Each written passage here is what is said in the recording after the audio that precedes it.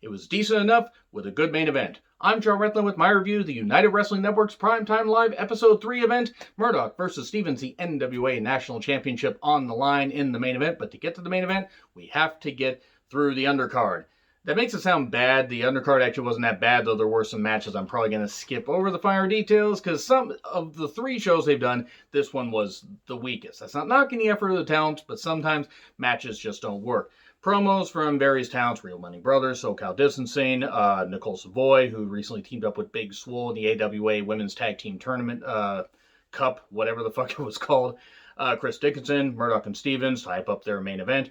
The music and the graphics that UWN was using remind me of a mix-up of the, AWA and World Class in, the early 80s. And then we get Todd Kennelly, Blake Troop, and Alyssa Marino on commentary. I'm not really that familiar with Blake Troop. Kennelly and Marino have called the previous 2 events, and this one, Joe Galley, hopefully will be back for the next one, or very soon. Real Money Brothers with Repo Rick. I'm not really sold on this gimmick. It is what it is. Versus SoCal Distancing, that's Andy Brown and Adrian Quest. Adrian Quest, who was on New Japan Strong. I mean, I won't say that the match was necessarily bad, but it was very awkward in a lot of spots that were kind of just, it's like some miscommunication here. There was a cool stomp by Quest and dive by Quest on a Tribe Called Quest, and a splash for 3 new champions, or still champions rather. Real Money Brothers had a chance, and it just seemed like I don't know if it was miscommunication or what. I'm not really sure maybe who the legal man was. Maybe they were confused. But we have the champions retain, since it was a United Tag Team Championship match. Okay, it was fine. It was fine for what it was. Murdoch then says in a promo, basically, step in, kick ass, and move on. Okay, cool. I wouldn't mind buying that shirt. We then get the Greek God, Papadon, versus Remy Marcel. I'm not really sure those suspenders are very comfortable for him to wrestle in. No clue who these 2 are. The referee was also taller than both of them. That being said, these guys aren't bad. Nice Northern Lights by Remy with some good agility there. And, Papadon did have some good power and hit a spike pile driver, got the victory 1, 2, 3. So for 2 guys I'm not familiar with, it wasn't a great match. It may not even been good, but it was decent. It wasn't offensive. It was just a match. And then we get Chris Dickinson talking about climbing to the top, says he's pissed off. One thing I will say is watching this, the first few episodes of United Wrestling Network, this Primetime Live stuff, has given me an appreciation for why people have praised Chris Dickinson for the last few years. I can see why people praise his promos. And guy's pretty damn good in the ring. Some guy named Anthony Idol challenges him to a match, and we have that match. It's a Neon Phenomenon, do-do-do-do-do. And if that Muppet song did not pop in your head when I said Phenomenon, and it's playing in my head right now, then you're a better person to me.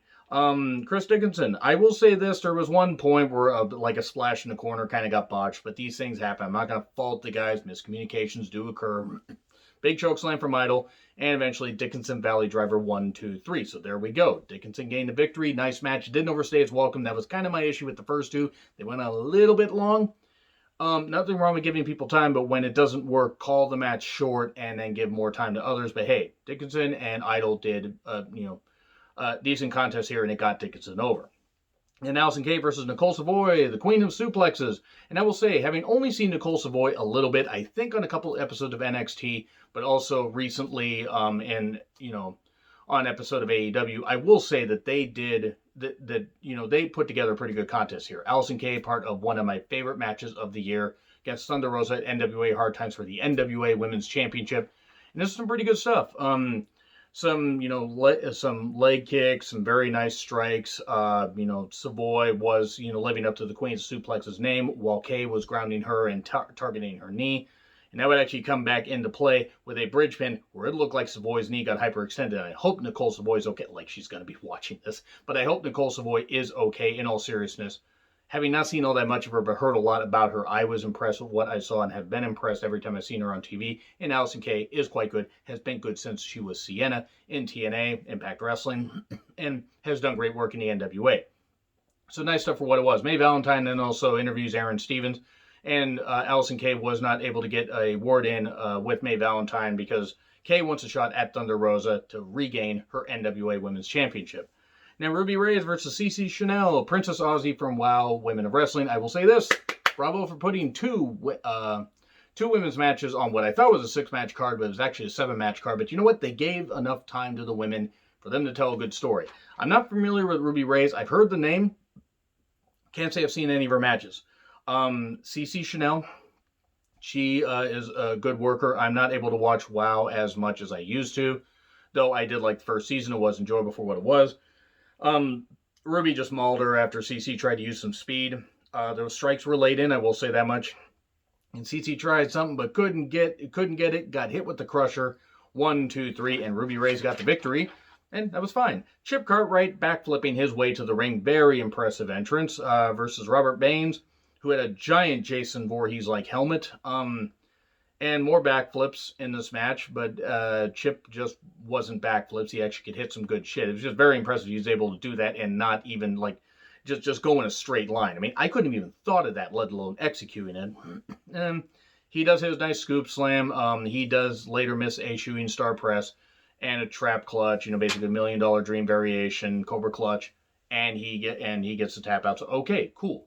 Baines gets the victory. Chip has a nice showing. Quick little match. And good for what it was.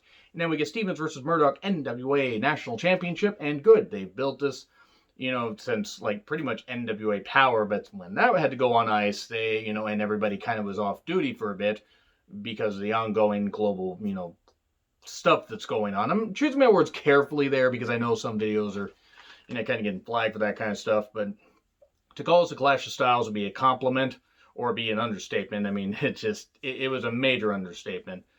It wasn't a bad match. Stevens has proven himself as somebody that is capable outside of WWE. Since he's been gone for a number of years, did take a break to do acting for a few years. And hey, if it worked for him, good.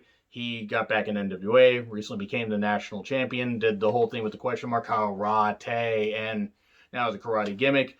And kept trying to do that. We did get a ramp bump, and man, these attacks on the ramp feel so staged to me. And man, I can hear the groans from that pun. And also, blinded by the light, Stevens just shining a spotlight right in Trevor Murdoch's eyes. Very dangerous, but you know what? Good heel tactic.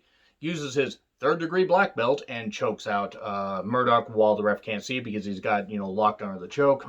And decent enough, it looked like Stevens was going to get the victory, but no, roll up, 1, 2, 3, Murdoch wins the NWA National Championship and is very emotional afterwards. Good for him. He definitely earned it. Really good stuff, by the way. Really, you could tell it meant a lot to him because he stepped away from wrestling for a while and came back, and he's been embraced and is a throwback, to people, people of the past, and there's nothing wrong with that. His style works. And next week we're getting Max Caster versus Chris Dickinson, Brian Idol versus I believe it's Brian Idol, versus Levi Shapiro and Zicky Dyson, a question mark, not the question mark, versus the Pope and Watts. Didn't know the Pope was still wrestling, knew he was managing, since he was briefly managing the NWA. I will say, I don't know if I'm going to continue to review United Wrestling Network's their episodes after episode 4 next week. I'm going to determine that because it's based on money, and it's also based on how the quality of shows are. It's not to say I'm disappointed. I'm glad I invested in this 4-pack. If they do a 4-pack price like that, and if it's a few extra dollars, I'll pay for it, but we'll see. Anyway, agree, disagree what I said, like, share, subscribe, Twitter handle in the description. I'm John Retlin. I'll see you soon.